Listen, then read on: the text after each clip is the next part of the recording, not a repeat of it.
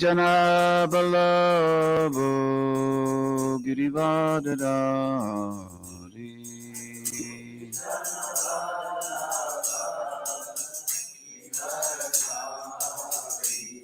Yashodanandana Brajajana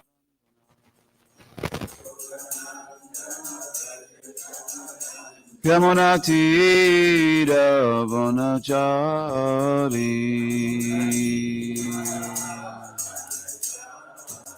Jaya Radha Madhava Kunja Bihari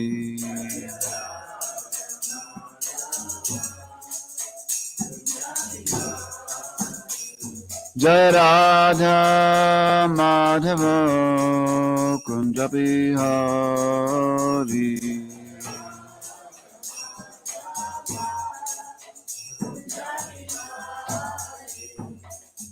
Gopijana Ballabha Girivardhari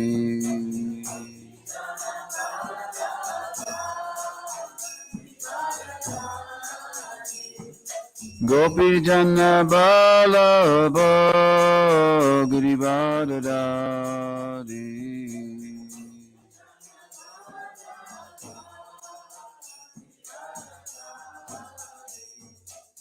Yashodanandana Brajajana Randana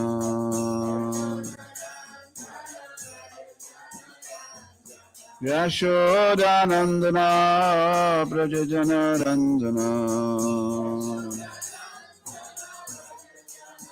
Yamunatira Vanachari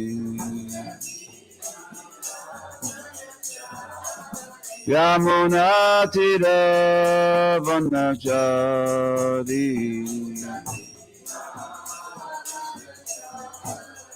Jaya Radha Madhava Kunja Bihari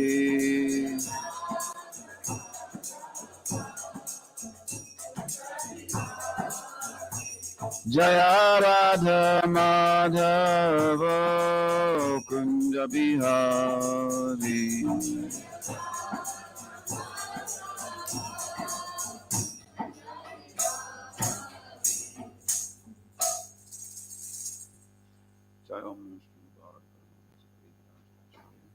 Ashtottara Satasissima, His Divine Grace, Abhay Charanaravinda, Bhakti Vedanta Swami, Srila Prabhupada, Grantha Raj, Srimad Bhagavatam, Ki Jai, all praise the Son of God, and the Bhagavatam itself.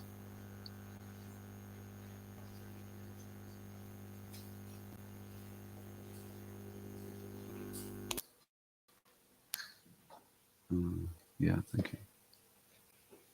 Great.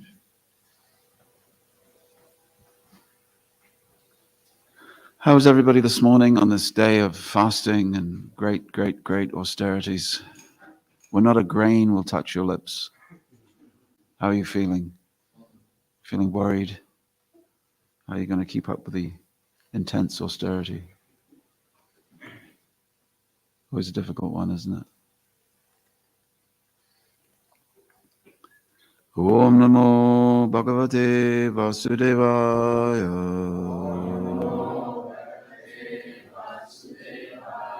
Om Namo Bhagavate Vasudevaya. Om Namo Bhagavate Vasudevaya.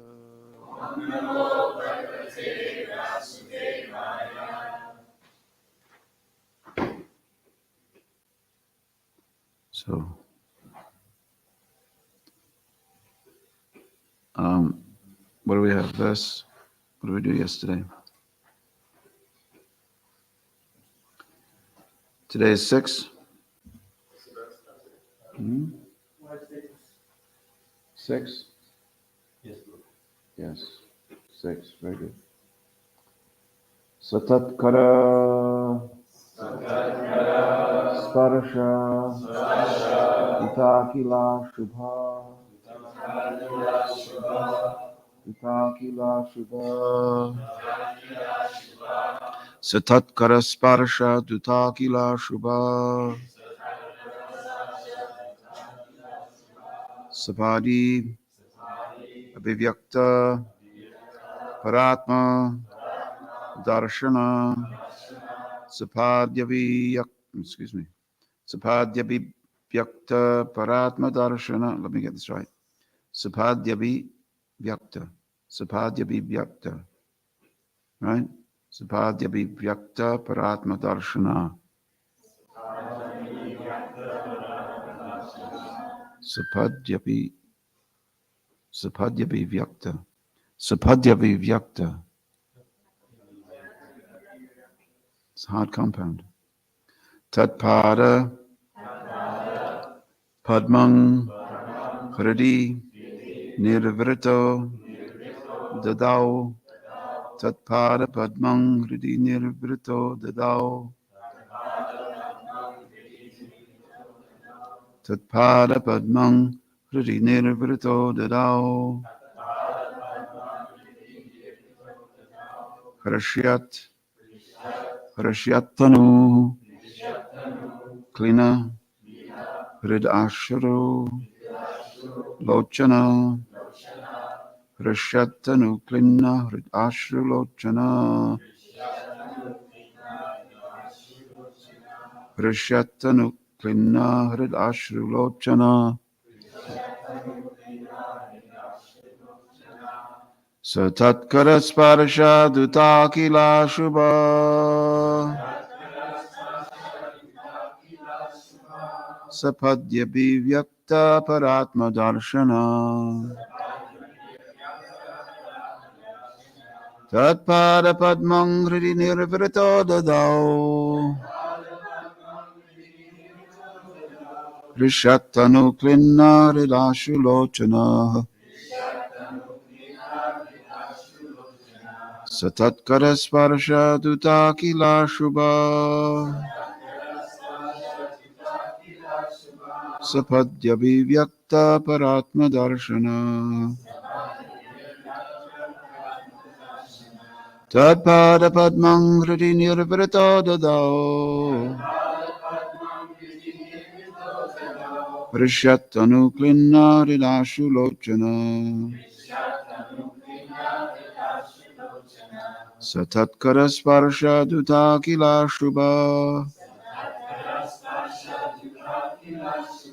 Sapadhyabhivyakta Paratma Darshana Tatpada Padmang Hridi Nirvrito Dadao Rishatanu Klina Hridashu Lochana.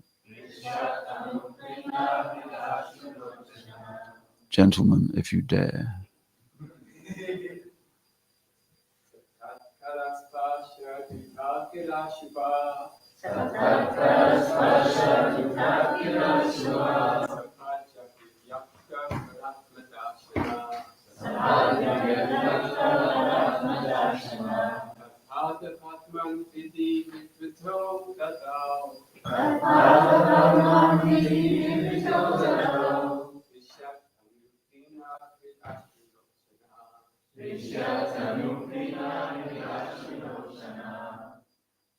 Good, you passed the test. Go ahead.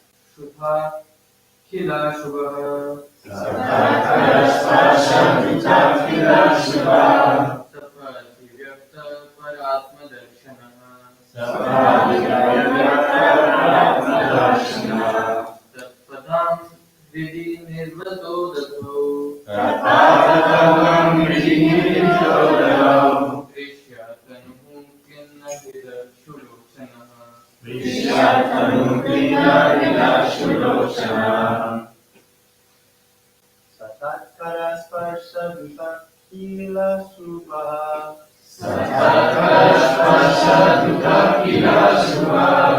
Adi padithyakta paratma darshana.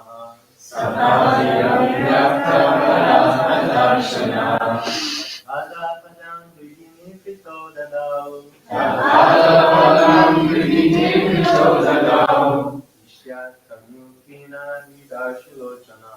Ishyat kamukina vidashulochana. Ladies.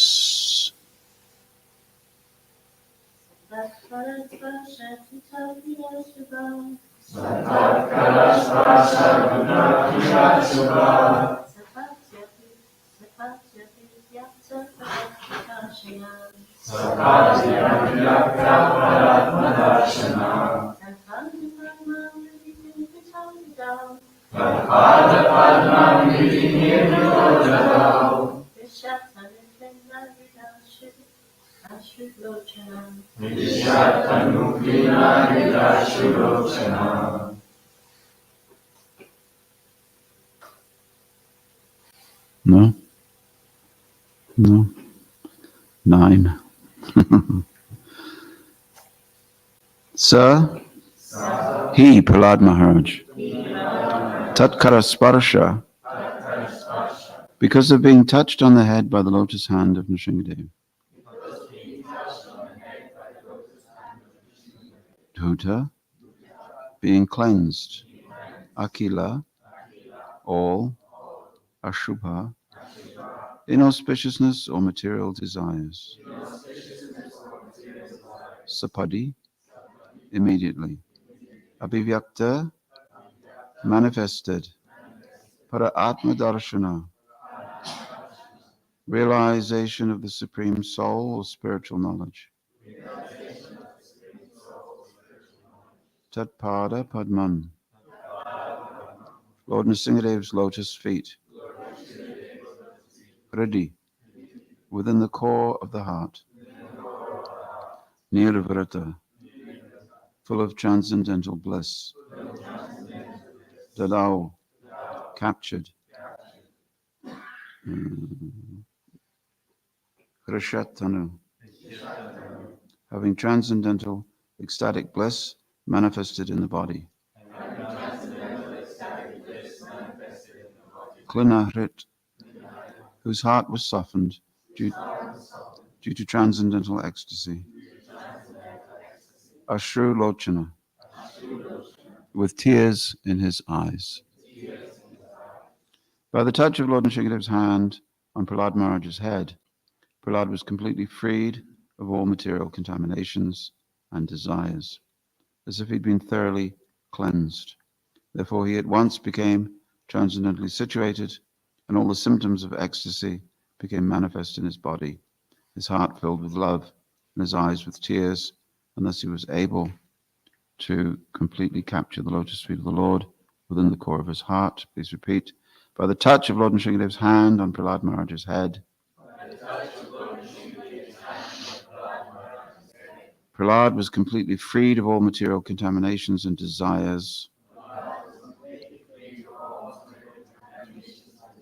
as if he had been thoroughly cleansed. Therefore he at once became transcendentally situated, and all the symptoms of ecstasy became manifest in his body. His heart filled with love, and his eyes with tears. And thus he was able to completely capture the lotus feet of the Lord within the core of his heart. Purport. As stated in Bhagavad Gita, chapter 14, verse 26, Mam cha yo vyabhicharena bhakti yogena sevate sagunan samitityaitan brahma bhuyaya kalpate.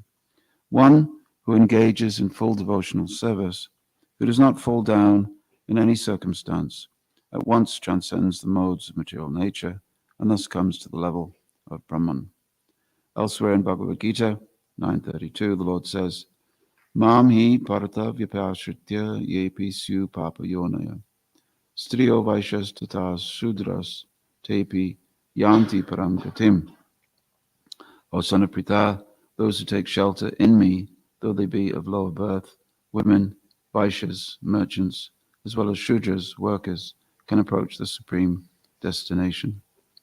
On the strength of these verses from Bhagavad Gita, it is evident that although Prahlad Maharaj was born in a demoniac family, and although virtually demoniac blood flowed within his body, he was cleansed of all material contamination, bodily contamination, because of his exalted position as a devotee. In other words, such impediments on the spiritual path could not stop him from progressing, for he was directly in touch with the Supreme Personality of Godhead. Those who are physically contaminated by atheism cannot be transcendentally situated, cannot be situated on the transcendental platform, but as soon as one is freed from material contamination, he is immediately fit to be situated in devotional service. Om Jnana Timirandasya Jnananjana Shalakaya Chakshuram Militam Jena Tasmai Shri Gurave Namaha. So where else do we see a situation where a young boy is touched by the hand of God and immediately becomes ecstatic? Where do we see that? Huh? I know that you would know. I'm looking at them. Who else? Narada Muni, yes. And go on then. Dhruva Maharaj, yes. Dhruva Maharaj, yes. Dhruva Maharaj comes, or Prishnagarbha comes, in the form of Vishnu comes. Technically speaking, he comes out of Dhruva Maharaj's heart, doesn't he? Sometimes we think that Lord Vishnu is coming from miles and miles away. He comes on a long journey, has to bring a sandwich with him. But actually the Lord is coming from wherever he wants to come from, chiefly from within the heart of a devotee. Vishnu, Vish means one who is situated everywhere. So he's situated everywhere. He doesn't have very far to come. And yet, for the devotee, he appears as if he's being carried by Garuda. Who did the Lord come to on Garuda, flying on Garuda?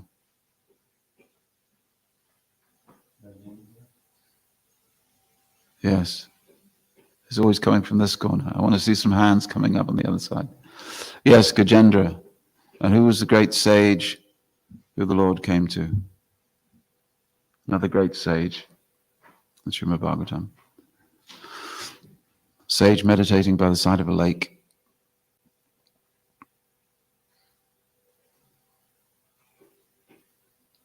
Oh, wait.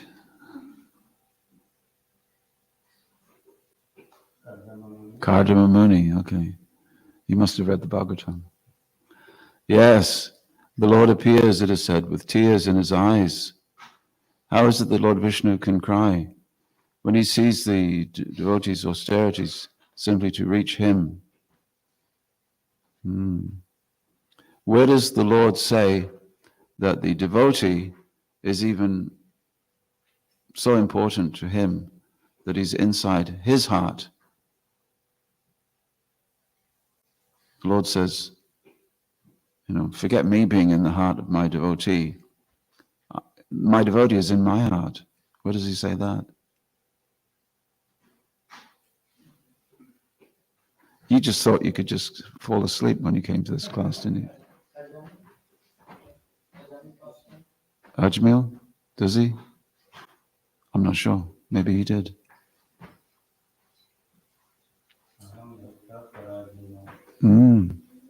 Yes. I'm in the heart of my devotees. Ambarish, you were thinking. Ambarish, yeah. Two different things, Ajamil and Ambarish. They both begin with A. So this relationship between the Lord and his devotees, good morning. Where have you come? You come a long way to come to the top of this hill? Oh, very nice. Thank you for coming. Thank you for coming. All these boys and girls have taken to your culture, Indian culture, your culture of Sanatana Dharma. So we're reading from the Bhagavad Purana, Srimad Bhagavatam, and we're talking of the story of Narahari, Narasimha. Narasimha, yes. So he comes and he touches Prahlad Maharaj's. Now this Srimad Bhagavatam is all about Bhagavat, Bhagavat, Bhagavan and Bhagavat. Bhagavan is the Supreme Lord and Bhagavat is the sometimes described as that of the Supreme Lord. So the relationship between Krishna and his devotees, first of all, Bhagavad Purana establishes Krishna as the supreme being, the supreme origin of everything. Eti Changsa Kala Pumsham, Krishnastu Bhagavan Swayam 1-18. So from the beginning of the Bhagavatam to the end of the Bhagavatam, we find Krishna, Krishna, Krishna, Krishna, Krishna, Krishna. Although you'll also find a lot of Vishnu, Vishnu, Vishnu, Vishnu, Vishnu. You see, we do not discriminate. Thank you. In other words, we don't discriminate. If we were to take out, if you thought to yourself, well, I'll go to the Srimad Bhagavatam and I will remove all this Vishnu. I'll remove everything that has to do with Narayan. I'll remove everything that has to do, then you would be left with a smaller book, a much smaller book. If you then thought to yourself, I will remove everything from the Srimad Bhagavatam which has anything to do with a devotee that was not in good consciousness, okay, then how much of the Bhagavatam would you remove? Tell me of devotees who are not in good consciousness in the Bhagavatam.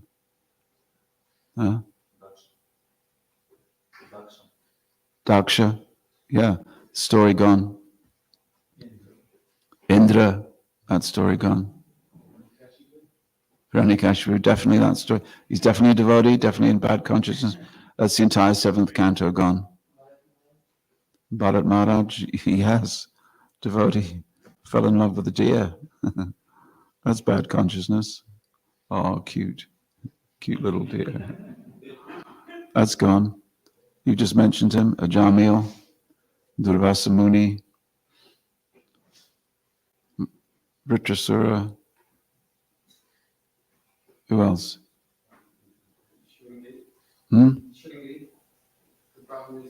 Shringi, yeah, Shringi. So you'd get left with a very small book, wouldn't you? The Srimad Bhagavatam is filled with stories of how devotees rose to a particular point, came into bad consciousness, and were saved. The whole point of Bhagavatam is a book about how devotees are saved, how devotees are rescued. Gajendra, bad consciousness, so bad a consciousness that he had to be born in an animal body. You might think, well, that's all right. Yeah. Sometimes they go out on the street and they ask people, do you believe in reincarnation? Say, yeah, I think I do. What would you like to be reincarnated as? And they go, well, I think I'd like to be incarnated as a bloodhound. That would be pretty good, or a Rottweiler. Another man said, well, an elephant is pretty good. That's not a bad deal. Little do they know how covered the consciousness is. If you don't use your human body in the correct way, you will never ever discover that the human life is a very precious form of life that you've been waiting for thousands and thousands of births. If you then misuse it, then you'll get an animal body which you are most suitable for. So the consciousness of one who eats indiscriminately, you should be a pig. We are constructing our next body right now. The next form of life that you're in, you're constructing it right now. Therefore, it's very important during the very short hours that we have, awake and attentive, to be focused on what will my next body be. In Bhaktivedanta Mana, Prabhupada was giving a talk and he said, if you talk to a dog and you ask the dog this question, what will your next body be, my dear sir? he will go, roar, roar, roar. Prabhupada made like that in the microphone. Similarly, if you go up to the man in a suit in London, and you ask him, my dear sir, what will your next body be? He'll go, roar, roar, roar. Get out of my face. Go get a job, you Hare Krishna person. What do I need your philosophy book for? So no time. Get out of my way. I'm busy. Can't you see I'm busy? Yes, you're so busy that you'll be barking the next time round. Sometimes people foolishly say, well, if reincarnation is true, how is it that the population of Earth just keeps going up? Huh? Got you there, didn't I? People are always so foolish. They're so foolish that they think a simple question like that is going to stump you. And then they expect you to go, yeah, I never thought of that. Okay. You never think that insects are so numerous that they can also take birth. Any insect that touches Mahaprasadam takes birth as a human being. So there's a lot of transfer, a lot of shunting. Just like when you're on a train, people are getting on and they're getting off. They're getting on and they're getting off. And then they're catching another train or another bus or taxi. So it's like that in between lifetimes. There's a lot of movement, a lot of, all change, please, all change. Pick up your luggage, pick up your mind and your intelligence and your false ego. Get on the next train. What's the next train? Next train, animal species, calling it bear, dog, aardvark, zebra along the way. Excuse me, sir, can I see your ticket? I'm going to human species. No, I'm sorry, sir. Your ticket's only for aardvark. You have to get off at aardvark. Get off the train, sir, now, please. Push. And suddenly, I'm in the body of an aardvark. Somebody has to be an aardvark, right? Some spirit soul has to be an aardvark. One time, there was a Back to Godhead magazine, and it was all about reincarnation and changing bodies and how we have to be very careful that our consciousness is raised as much as possible in the human form of life. And it was 1976, and we were doing an underground train marathon, the London tubes. And we would make an announcement at the beginning. Hello, everybody, I'm collecting for such and such. Please give something. We'd go up and down the train carriage with a bucket. They would throw in coins, and we'd give out everybody Back to Godhead magazine. And one time I got out of a train, and we'd been down there for about 12 hours. It was getting nighttime. And I was so fixed on this idea that Prabhupada had just translated the fifth canto, and we learned about creamy bojan. You heard about creamy bojan? Creamy means worm, and bojan means feast. So there's one hell that is a feast for worms, where you take birth as a worm in that hell, and it's an ocean of worms, complete ocean of worms, and the worms are eating each other. That's your future, That's your karma. That's your lifetime. Imagine that. So we just read about that. And it was a packed train, and everybody inside the carriage was sort of wriggling like that, trying to, and I looked at that. Oh my God, it's true. And they all disappeared down a tunnel into the darkness. And I thought, oh my God, So we jumped on the next train and did what we had to do. So sometimes we do not think about that. Sometimes we become devotees and we think, that's it. I'm done. I've finished. I've finished completely now. I'm initiated. Therefore, I don't have to work. God will do everything else. There's different forms of Vaishnava school like that. Can you get a chair for Prabhupada Pran, who's just come? That's it.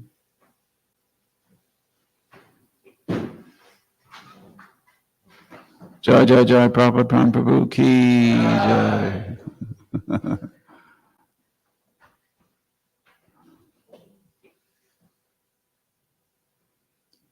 So Prabhupada talks about this principle of becoming lazy in spiritual life. He said, just like someone takes to the path of yoga, somebody takes to the path of yoga. Did you had a good time, Prabhupada? Good time? Interesting time. Someone takes to the path of yoga, and path of yoga is one long path. Where you stop on the path of yoga, having received some benefit from a divine source, that's the name of your yoga. So sometimes people stop for lunch. They stop because they think that I've completed my journey now. I've had some mystical experience, some spiritual experiences. That's it, I stop.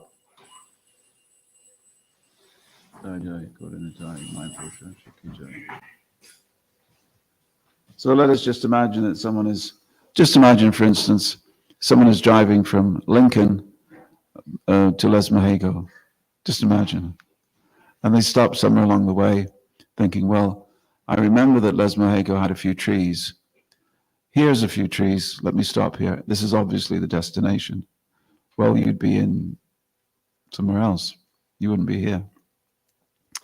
So the yogi, when he gets the first flush of realization, sometimes he stops there. So that is why many people, they stop at Brahman realization, the bright white light, because it's ecstatic. It's ecstatic in the sense that you're no longer fearful. You're part of Brahman. You feel eternal. You feel that you're not your body. That's it. My job is done. I'll stop here now. So then you stop there, and then you start teaching people. You become a guru, and you start teaching people. Okay? Because whatever you've got, whether it's a good piece of music, or a good movie, or a good book, you tell other people, don't you? I read this book, it's fantastic. You should, what do you say? You should read it. You should read it. You should watch it. You should just listen to it. It's really good. Anybody who has experienced some sort of blissful experience starts sharing the good news. But the difficulty is that when you start teaching in that position, then everybody will try to raise themselves to your position. You die, and then they try to teach. And so you've got a little pocket of incomplete yogic perfection there. Therefore, it's very important to understand what is the beginning of yoga and what is the end of yoga, and the temptations along the way. In the path of Tantra yoga, there's an understanding that the adept begins his performance of yoga, and he raises the kundalini from the bottom of the spine to the top of the head through the different chakras. And as his spirit soul is passing through the different layers, or the kundalini is passing through the different layers, he experiences temptation from different demigods. And the demigods, each point on the spine, they come and they give different temptations. And the higher up the spine it goes, the more subtle the temptation is. But the temptations at the bottom are very gross. Cream buns, cornflakes on a Ekadashi. Very tempting, but the low-level things. The higher up you go, more subtle it becomes, more egoic, more intellectual. And I have achieved a position of where I can see clearly now. The rain is gone. I can see all obstacles in my way. No, you can't, I'm sorry. Get out. That's why it's very important to remain on the path despite the temptations. Well, surely temptations don't come to a Vaishnava. They do. From the moment you put that banana in the fire, the moment you get initiated, you're pursued by temptations. Whether they come from the spine or not, whether it's the demigods give them to you, whether it's your last lifetime. So a devotee has to become very resilient to temptations because they're coming from all directions. And therefore, the most cherished gift for a Vaishnava is other Vaishnavas. Difficulty is other Vaishnavas also bring your karma to you. If I'm expecting some karma to come to me, and I'm living in the forest with a group of other people, and they all just happen to be Vaishnavas, my karma will also be manifest through some of them. So be prepared that you won't get on with everybody, because your karma is manifest through them. But at the same time, these are the people that Krishna has chosen to give to you. So your knowledge and lessons will come through them as well. That's one of the problems. So, Jesus Christ was one person, and he was also on top of a hill, and he gave a message, and we call it the Beatitude, or the Sermon on the Mount. From one Jesus Christ came a religion known as Christianity. But do you know how many Christianities there are now? If you look in the Christian yearbook, it's 42,000 different types of Christianity. 42,000. And you know what? They're all right. They're all correct. Each and every one of them is correct. Why? Because I've asked 42,000 different representatives from each of those traditions, and they all say, we've got the truth. And the other guys don't have the truth. Same will go for Vaishnavism, many different aspects. Therefore, it's important to be able to find your way as a devotee through what lies ahead of you. And when we reach the end, we have the experience of Prahlad Maharaj. That's the ultimate experience. Not quite the ultimate, but it can't be much more than to be blessed by the Supreme Personality of Godhead by the laying on of his hand. Now what happens is that, it's like Prabhupada said one time, when you're chanting japa, he said, this is holding Krishna's hand. And when you stop chanting japa, you've let go of Krishna's hand. See? So if you want to be intimately connected with Krishna, chant japa. Good thing to know, isn't it? I'm just throwing out the odd quotes here. Now what happens? People in Vaishnavism, they also think that prematurely, I have attained Krishna. And it says here that Prahlad Maharaj,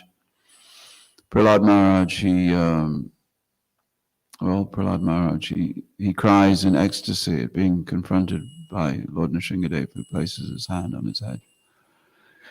Immediately the hand goes on his head, he's purified of everything. Of course, as we've been hearing and as we will hear in the rest of this chapter, Prahlad Maharaj was pure. Otherwise, he would not have been protected by the Lord. You know when Krishna arrives for you personally that, you're on the way. Krishna sends his representatives many times. He sends devotees to represent him. But when he comes personally, as he did for Dhruva, as he did for, Ramananda Roy, as he did for Sarvabhauma Bhattacharya, when he comes in these direct manifestation, then that's recorded in our Shastra as, the devotee has made it. Or when Ambarish Maharaj is protected directly by the Shakti of the Lord, the Sudarshan Shakti, then we know this is a real devotee. And their story gets put into the Srimad Bhagavatam. So the Bhagavatam is the stories of devotees who didn't make it, but then they were saved. They were in dull consciousness, but then they were elevated. Or they were in dull consciousness and they were vanquished by Krishna. If Krishna can save you, he will. If there's nothing else to be done, then that's it, you're gone. Try again next time. So,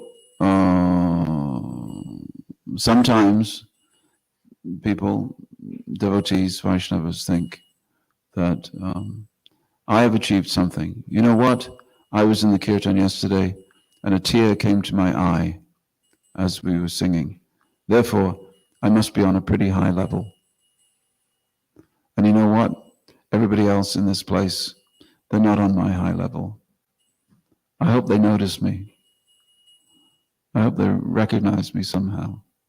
This is a difficulty. Sometimes in India, particularly in Bengal, we see a manifestation of weeping and wailing and rolling on the floor in front of the deities. Prabhupada said, do not take this very seriously. Just ask them to leave.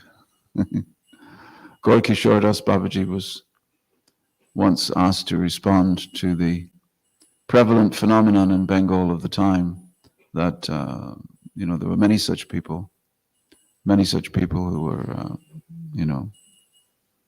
manifesting symptoms of ecstasy, which were not in keeping with the level that they were actually on.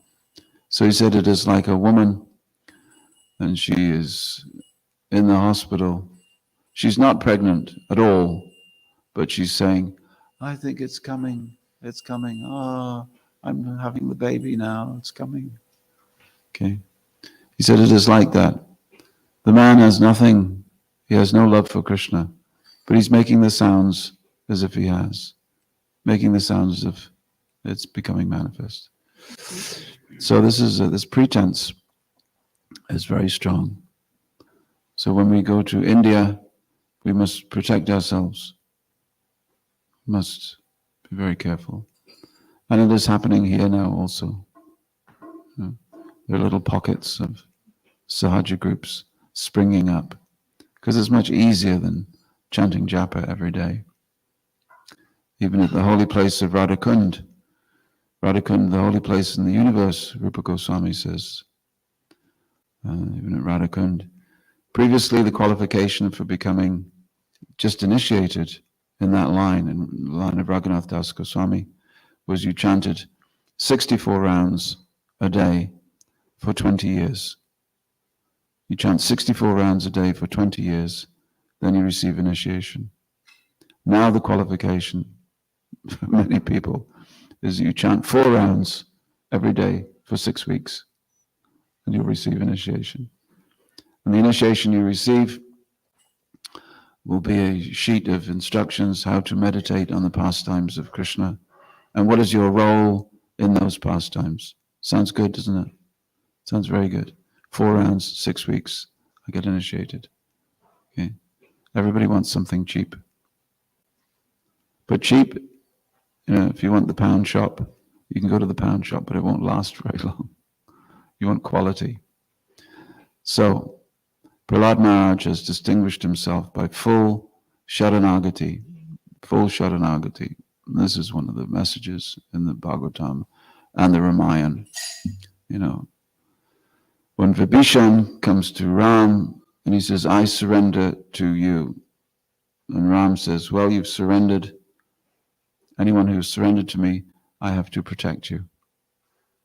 So Prabhupada says, similarly, when we go to Krishna, Avashya Rakshibe Krishna, please protect me. Krishna will protect us.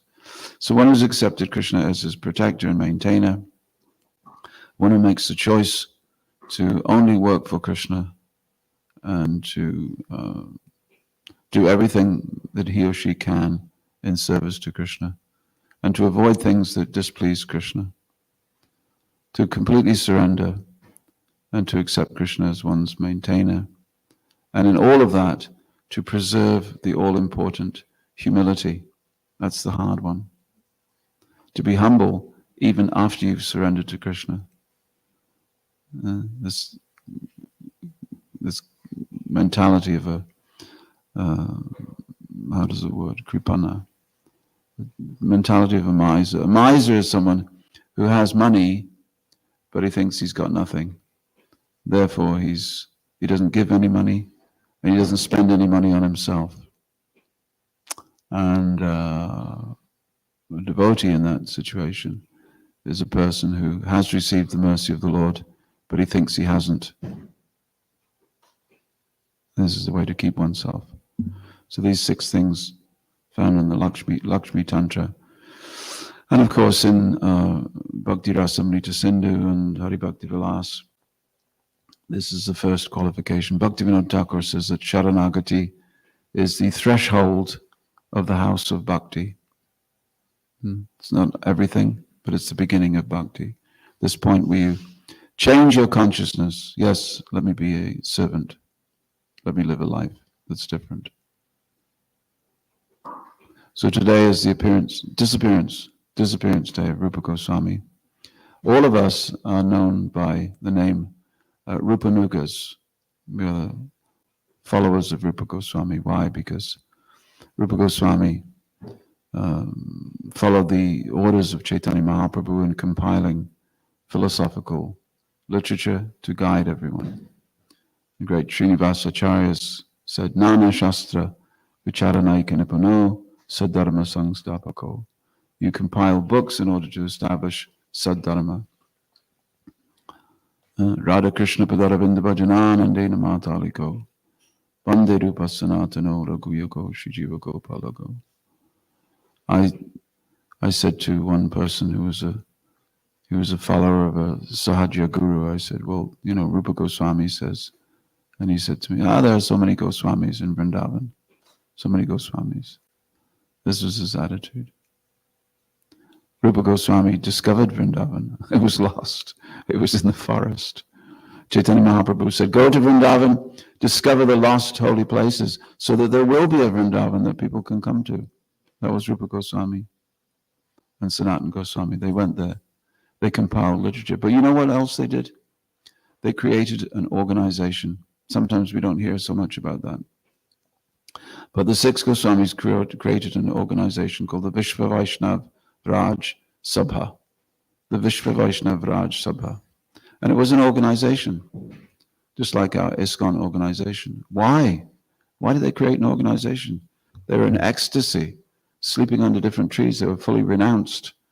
They were writing books and Shastra and teaching and chanting. Why would you create an organization? Because Lokanamatikarano Tribhuvane Manyo Sharanyakaro, to lift people up. What is an organization? It just means, well, one team of devotees. There were 6 teams of devotees under 6 Goswamis. And one team of devotees was for challenging dubious philosophy and establishing the principles of Bhakti Ras. In other words, there's Bhakti Ras and the methods of attaining it, and then there's dubious practices in the name of Bhakti that you will find. Now, Bhakti is a big word. Kirtan has, exploded all over the country. Bhakti has exploded all over the world. And there are many now teachers of Kirtan and teachers of Bhakti. They really know nothing. But Bhakti now, the word has gone. We no longer have the monopoly on the word Bhakti. It's gone boom. But we have to establish, as Rupa Goswami did, what are the principles of Bhakti and Bhakti Ras. So that is why he wrote the book Bhakti Rasamrita Sindhu, the ocean of Bhakti Ras. But at the same time, in order to propagate it, he had his teams. One team was absorbed in establishing how to worship the deity, because without worshipping Krishna in the form of the deity, how would you establish Bhakti Ras in the hearts of people? So another team was engaged in debating with false philosophies and establishing the true Bhakti Ras. So in this way, do not think that an organization is antithetical to the pursuit of Bhakti Ras. That framework must be there because we are human beings engaged in an endeavor of practice where we relate to each other and we also help to spread that Bhakti Ras to others. Okay? Questions? Yes, young sir. Technical expert. Broadcasting everything I say to the world. Hare Krishna, Prabhu. Hare Krishna. Thank you for the beautiful class. Thank you very much. Hare Krishna. For explaining that in the parampara of Raghunath Das Goswami, earlier it used to be a requirement that one chant 64 rounds for 20 years. Yeah. And now it's just 6 weeks, 4 rounds. So how did that, level fell down so much? Because if all of them were chanting 64 rounds for 20 years, that means they were all, very strict at their sadhana. How did they let their disciples fall so short? Yeah. Well, things become watered down as time goes by. Just like if I pick up this cup of water and I let go, what will happen? Gravity will pull it down, not up, not sideways. Things deteriorate. So things deteriorate. If I leave a cheese sandwich, oh, sorry, it's a cottage. If I leave some quinoa, a bowl of quinoa in the Garanga hall, and I come back 2 weeks later, will it be tasty or will it have deteriorated? So everything deteriorates. Everything deteriorates. That's the nature of this world. It's asat. So sometimes things deteriorate in families. For instance, you're from Rajasthan, right? So there's a man who has a big farm, and he's got 6 sons, and he has to discharge his duty by giving a farm. That helps you to Prabhu ki jai. He has to discharge his duty by dividing up his farm and giving it to his 6 sons. Now each son gets a smaller farm, so even then there's not the size of his father's farm at all. And then each of those sons have 6 sons, and they have to divide up their farm. So it reaches a point where you're not even able to give your sons, your grandsons, enough land that they can farm anything at all, except maybe one tree, one fruit tree. So then the sons start selling their land to other people. And suddenly the grandfather's property has disappeared. It's in the hands of so many people. You understand? So in the same way, the business of making disciples is a type of farming. If you're a spiritual teacher, because you make disciples, they bring you rice, they bring you water, they bring you firewood, first of all, for your sacrificial fire. But this is how an old man who's teaching bhakti, how he can survive. He has disciples. Now, when you just gather disciples for maintaining the one property and eating and sleeping, well, Prabhupada condemned that. He said, one time he was asked to come to this is an internal story, but he was asked to come to his godbrother's property in Bombay, and it was the same as it was. He helped to establish it in Bombay. The same 4 people were there in Bombay from 40 years ago. And Prabhupada was very annoyed in the car on the way back to the Juhu property. He said, what have they done? Last 40 years, nothing has been accomplished. He was very annoyed. The temples are not a place for eating and sleeping, places for shelter, ashraya. So anyway, a person is a guru, and he's got, well, 2 things happened in India. One is that the tendency is for, I have some disciples and they're chanting 64 rounds for 20 years, and I will initiate them after 20 years and give them their, rasa. But I would like more disciples because we need to fix the hole in the roof. I'd like more disciples because I'd need to eat more than once a day. So let me make some more disciples. But unfortunately, as Kali Yuga progresses, nobody is interested in chanting 64 rounds for 20 years before they get initiated. So let me do something very inventive. I will say they can chant 32 rounds for 10 years, and then I will make some more disciples. So then the next guru says, well, my guru made an accommodating principle. He reduced the number of rounds and reduced the length of time. He made that principle. So let me also make that principle. So you can chant 4 rounds for 6 weeks, and I'll give you initiation. So that's how it happens in the space of 150 years. That's the standard at Radhakund. So one time Bhaktisiddhanta Saraswati, Prabhupada's guru, went to Radhakund, and someone came to him and said, what did you think of Radhakund and all the Babajis at Radhakund? He said, I couldn't find a single Vaishnav there. Not one. I was shocked. This is why we have such a problem. I don't think they liked him for that. So this is why we have accusations about Bhaktisiddhanta Saraswati Thakur.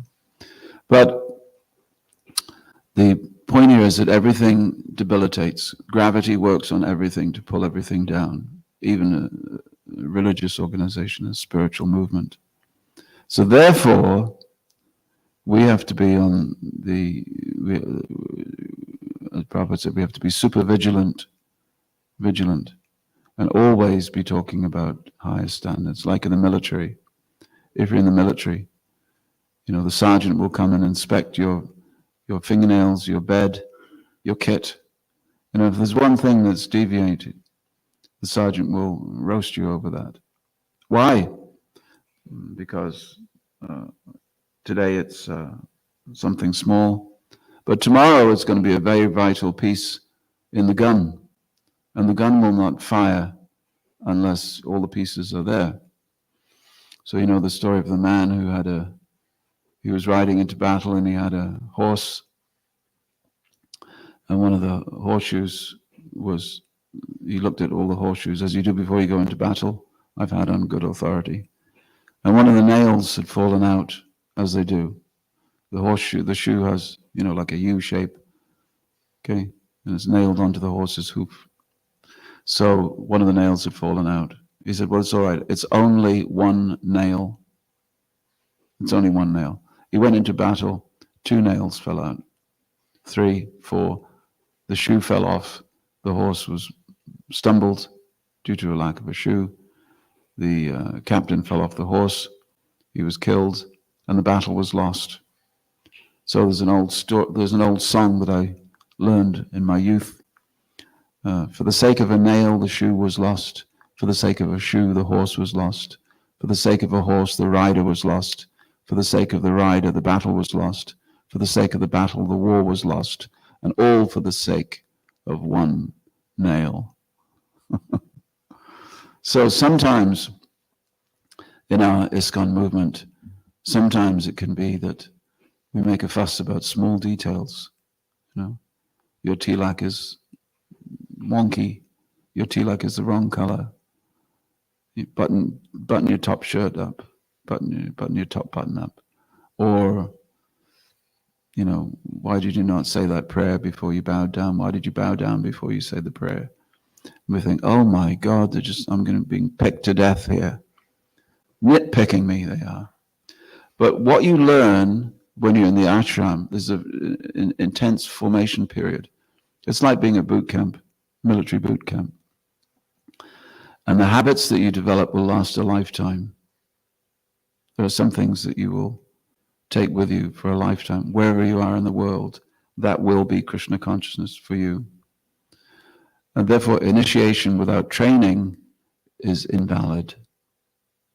If you get initiated and there's no training, Bhaktisiddhanta Saraswati said, then the Guru has just done this, blown some wind into your ear, given you some mantra. He said, there's no training. Bhaktivinoda Thakur said it actually, in Jaiva Dharma. He said, there's no training, no education. Therefore, education is important. And education means there must be an educational facility. And that is why sannyasis traditionally did not initiate, because a sannyasi is always traveling. How can he teach if he's traveling? Therefore, you have to be resident in one place. Even the grammar of Sanskrit will take you 12 years. So, to be resident in one place, you can either do it under a tree, or as a building. A building needs maintenance. Maintenance needs a flow of, isn't it, Prabhupada? Needs a flow of cash. Whether you call it firewood. So the disciple is called Samitpani. Samitpani, the disciple comes with firewood in his hand. What is the duty of a disciple? Sachinandan Swami asked Srila Prabhupada, what is the duty of a disciple? Prabhupada said that the duty of a disciple is to carry the spiritual master's water, carry his chada, to cook his prasadam. He said 1 or 2 other things, but he was describing what the traditional duties of a disciple are. Vidant Desika, a great philosopher of southern India, who's mentioned by Rupa Goswami, Sanatana Goswami. He says, a good disciple is only thinking of the physical maintenance of the guru, and a good guru is only thinking of the spiritual maintenance of the disciple. This is the reciprocal relationship. Anyway, the point is, if you have an educational institution, then you have to be able to calibrate, how am I being educated? How am I being educated? What am I learning? Yeah, so you mark it off. If you have a book distribution, we count books, magazines, leaflets, points, Lakshmi points, we record it all. In the olden days, Danavi asked Srila Prabhupada, can we have a new devotee newsletter, like we have a Sankirtan newsletter? Prabhupada said, yes, you can keep points just like the Sankirtan newsletter. So we had Bhakta points, remember? Many years ago. Sika points. How many new devotees have been made in a particular month? This is a measurement of progress. But also measurement of progress is how advanced are the devotees becoming? Well, how do you measure that? Many different ways.